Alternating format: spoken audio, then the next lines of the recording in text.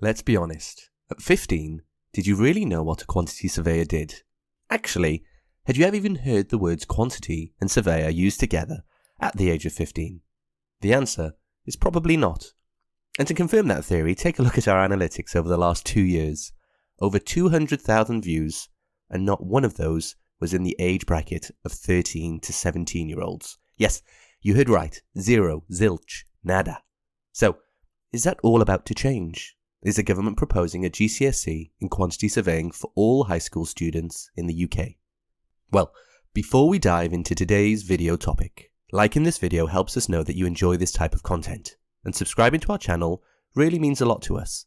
Every week for the last 2 years, we have uploaded a new video to this channel, and will continue to do so for many years to come.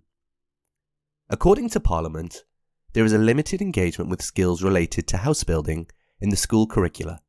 More can be done to promote careers in the built environment at an early stage. The Royal Institution of Chartered Surveyors, known as RICS, has called for construction and the built environment to be a focus of investment for future GCSE qualifications. Wales introduced a built environment GCSE in September 2021. In England, a vocational level 1-2 qualification constructing the built environment is available for those seeking to pursue a practical career at the ages of 14 to 16.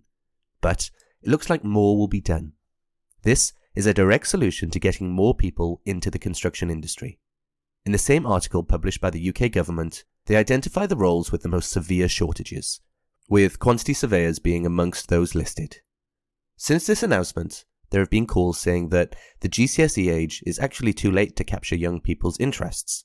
It's been said that the government should ensure wider and earlier engagement with built environment sections across the curriculum by introducing modules before and at GCSE level.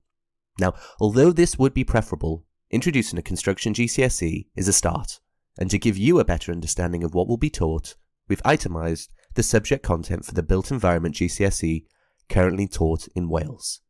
And it goes a little like this. Unit 1, the sector, the built environment life cycle, types of building and structure, tools, technology and materials, building structure and forms, sustainable construction methods, trades, employment and careers. This is where quantity surveying will be discussed. And health and safety.